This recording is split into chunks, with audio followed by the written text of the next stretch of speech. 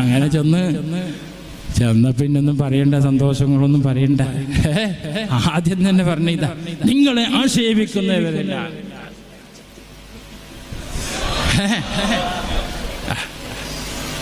ഇത് ഞാൻ പൂപ്പരോട് പറഞ്ഞിട്ടൊന്നുമില്ലല്ലോ, എനിക്ക് ആശയം കൊണ്ടുണ്ട്.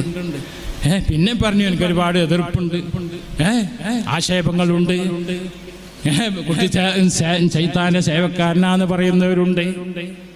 അപ്പോഴായി പറഞ്ഞു നിങ്ങൾ എതിർക്കുന്നവനൊക്കെ ആക്ഷേപിക്കുന്നവരൊക്കെ. പിന്നെ പറഞ്ഞ നിങ്ങൾ എതിർക്കുന്നവന്റെ തല ഞാൻ വെട്ടും.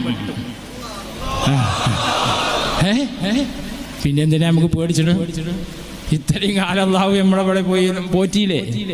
അള്ളാഹിന്റെ ദീനിന് വേണ്ടി, ഖദമത്തിന് വേണ്ടിയിട്ട് എന്തെങ്കിലും അള്ളാഹുവിനെ പടക്കുമ്പോൾ എന്തെങ്കിലും ഒരു ഗുണം ദീനുണ്ടാവുന്ന കരുതിയിട്ടായിരിക്കുമല്ലോ അള്ളാഹു പഠിച്ചത്.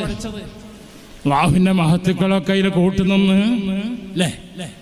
അപ്പൊ അങ്ങനെയാണ് ഈ ദീൻ. അപ്പൊ ഇതിനൊക്കെ പ്രസംഗിച്ചുകൊണ്ട് കിടക്കുന്നുണ്ട് ചില കള്ളത്തിരീക്കത്ത്. അപ്പൊ ഇങ്ങനെയൊക്കെ എന്തിനായിട്ടങ്ങൾ ഇതിനൊക്കെ കുറെ എണ്ണപ്പം അങ്ങനെ പോയി നാവില്ലാതെയും ബുദ്ധിയില്ലാതെയും ഇനി കുറെ ഉണ്ട് പോകാൻ നിൽക്കണം. ആശയബന്ധിന്റെ നാട്ടിലൊക്കെ പിത്തനയും പ്രസാദുണ്ടാക്കി ഒക്കെ ഉണ്ടാക്കിയിട്ട് അങ്ങനെ കുറെ ഉണ്ട് പോകാൻ.